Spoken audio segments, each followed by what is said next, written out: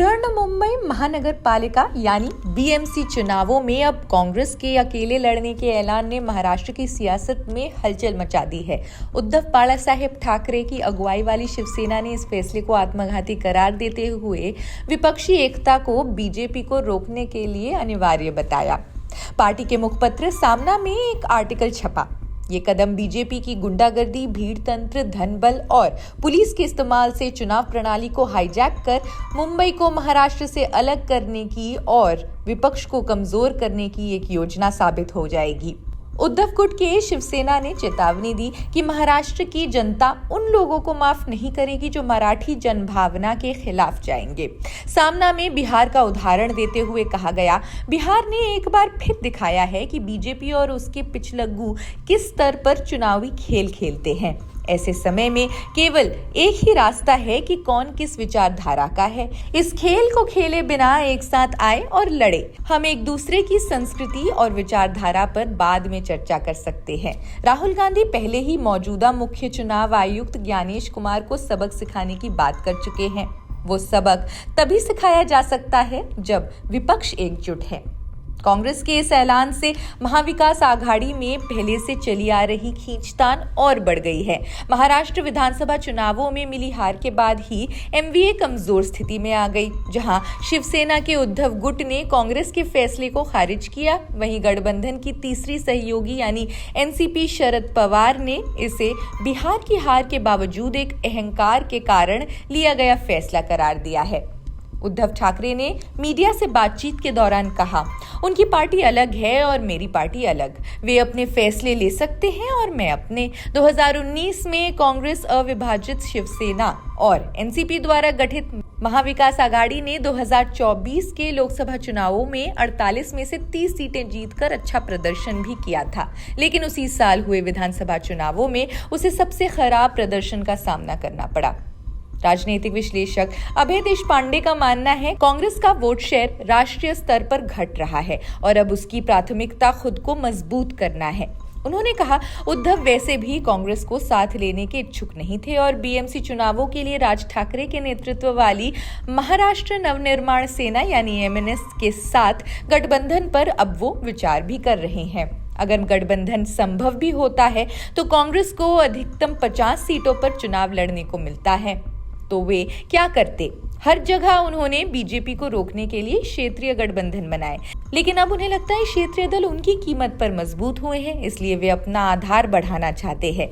BMC के तहत 24 प्रशासनिक वार्ड और 227 पार्षद वार्ड है। देशपांडे ने एमवीए के टूटने की आशंका को खारिज करते हुए कहा, हो सकता है कि बीएमसी चुनावों के बाद वे एक साथ आ जाएं। पहले भी हमने देखा है कि राज्य में सत्ता में होने के बावजूद गठबंधन स्थानीय निकाय चुनावों में अलग अलग लड़ते हैं। एनसीपी शरद पवार और कांग्रेस के बीच भी तकरारों की खबर है। चलिए अब बात करते हैं एनसीपी की। एनसीपी शरद पवार गुट और कांग्रेस के बीच विधानसभा चुनावों के बाद से कई मौकों पर मतभेद सामने आए। प्रस्तावित 130वें संविधान संशोधन विधेयक पर जो जेल में बंद केंद्रीय और राज्य मंत्रियों से संबंधित है, एनसीपी के शरद पवार गुट ने एक संयुक्त संसदीय समिति यानी जेपीसी में शामिल होने का फैसला किया, जबकि कांग्रेस, तृणमूल कांग्रेस, शिवसेना, यूबीटी और आम आदमी पार्टी सहित अन्य विपक्षी दलों ने पैनल का बहिष्कार करने का संकेत दिया था। इससे पहले इस साल पवार ने ऑपरेशन सिंदूर पर विशेष संसदीय सत्र की मांग को लेकर विपक्षी दलों से असहमति जताई। पवार ने कहा था कि पोस्ट पहलगाम मुद्दा संवेदनशील है और विशेष सत्र की मांग करने के बजाय निजी विचार विमर्श के साथ एक सर्वदलीय बैठक अधिक उपयोगी होगी। पिछले हफ्ते पूर्व कांग्रेस प्रदेश अध्यक्ष नाना पटोले ने पवार पर निशाना साधा था और कहा था कि वे महाराष्ट्र में पार्टी को कमजोर करने में सहायक थे। पटोले के आरोप पुणे भूमि मामले में पवार के ही भतीजे पार्थ पवार से संबंधित है। कांग्रेस और शिवसेना के बीच खासकर मुंबई में तनाव स्पष्ट है, जहां वे वर्षों से एक दूसरे के प्रतिद्वंदी रहे हैं। कांग्रेस का आरोप है कि शिवसेना यूबीटी के साथ गठबंधन करने से उसे अपेक्षित वोटों का हस्तांतरण नहीं हुआ।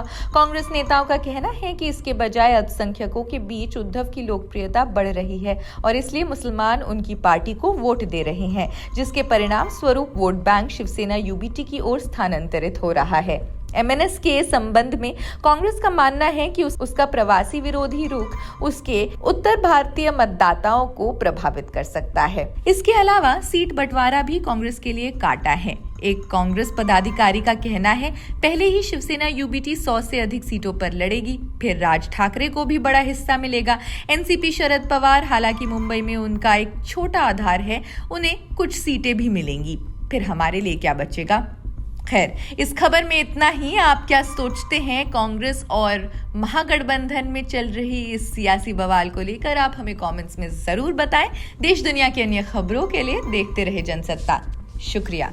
आम्ही लोकांना साथ घालणार आहोत, बरोबर घेणार आहोत आणि जिंकणार आहोत। ऐसा हिंदी में कांग्रेस ने फैसला लिया है अलग चुनाव लड़ेगी बीएमसी का, क्या कहना चाहते हैं? हमारे प्रभारी जो है चीनी थाला जी आए थे और उन्होंने ही बताया, तो हमारा ये अधिकृत निर्णय है इस अलग अकेले लड़ने का। हम लड़ेंगे। सर, जिस तरह से ये कहा गया एमएनएस और शिवसेना उद्धव बाला साहब ठाकरे साथ में जाने की बात हो रही थी, तो उस वजह से फैसला लिया गया है? ऐसा नहीं है, वो तो कांग्रेस का डिसीजन है ये। और जब हमारे प्रभारी बोलते हैं तो वो हमारे प्रमुख लोगों ने दिया हुआ फैसला है। सर, बिहार के चुनाव के जो नतीजे है उसके बाद जो आपके अलायंस पार्टी है, जो इंडिया ब्लॉक है, वो कह रहे हैं कि कांग्रेस को सही तरीके से काम करना चाहिए, कांग्रेस को बीजेपी। ऐसा है कि आप देखेंगे ना बीजेपी का काम करने का तरीका, जो फंडे उन्होंने यहाँ महाराष्ट्र में किए थे वही बिहार में किए। सब तरीका वही है उनका। इलेक्शन जीतने के जो तरीका है वो तरीका उनका वही है जो आपके डेमोक्रेसी को मान्य नहीं है।